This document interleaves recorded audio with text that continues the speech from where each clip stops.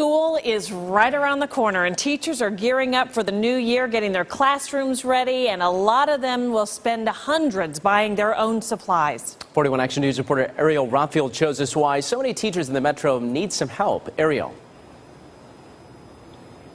Well, Mike, Carissa, in order for students to be successful in the classroom, they, of course, need a backpack filled with lots of school supplies, such as a notebook. What else do we have here? Hand sanitizers, pens, pencils, note cards. Now, parents are asked to buy these supplies in the beginning of the year. But if families can't afford it or the supplies run low, it's the teachers who have to dip into their bottom lines.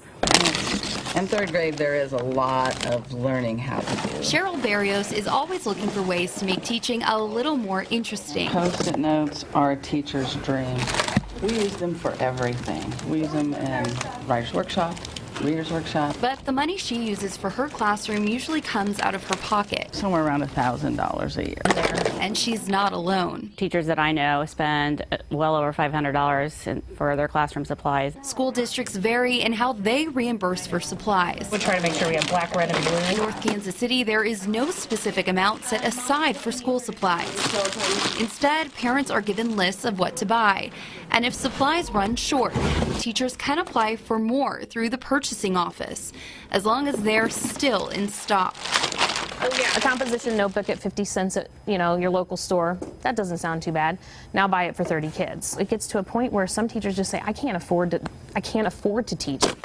That's why Shannon Horn is helping organize a teacher's supply drive. This is everything that's going to be available to session 1, when they can come in and select the items that they feel they most need for their classroom. So far, more than 650 teachers have signed up to shop, the most of any year. Everything here is free, all donated by the community. A big help for Barrios, whose students oftentimes can't afford the basics.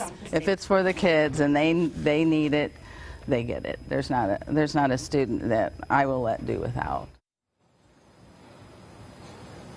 Almost all school districts in our area are having supply drives. We have compiled a list on our website, KSHB.com, and right now we are adding to that. Live in Kansas City, Ariel Rothfield, 41 Action News. All right, thanks for that, Ariel. And if you have kids, you're probably about to start back-to-school shopping if you haven't already. 41 Action News investigator Jessica McMaster shows us just how much this is all going to cost us.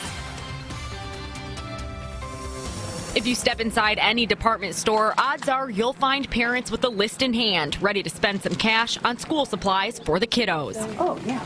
Take this mom. She's shopping for 2, one of whom will be heading into middle school this year. We've got the stylus for the iPads, the earbuds. Those are kind of the new things. She expects to spend around $50 per child. To find out if she's in the ballpark, we grabbed a standard supply list for elementary, middle, and high school students. Let's start by getting down to the basics. So you got to have your pens, pencils, and erasers, so we're going to stack up on those right here.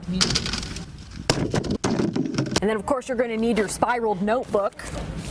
Your kids are still going to need something to carry it all in. We're going to head over to the backpacks now, and wow, there are a lot of options, so I'm just going to pick the cheapest one. This one here, $29.99. We'll just get that one because your kids aren't picky, right? Based off our shopping, if you have an elementary school student at home, you can expect to pay about $56. It's the same for a middle school student. But if your kid's heading to high school, you can expect to pay about $85. If you want to save some money, sites like Penny Pinchin' Mom lists common school items and shows you where you can find the best prices. Or take the mom we spoke to earlier. She uses Amazon's barcode app, which compares prices to their site. I'm investigator Jessica McMaster, 41 Action News. All good information, and we don't have a lot of time. It'll be here before we know it. If you can save money by shopping the sales tax holiday in Missouri, certain items will not be taxed. It runs from Friday, August 5th through Sunday, August 7th.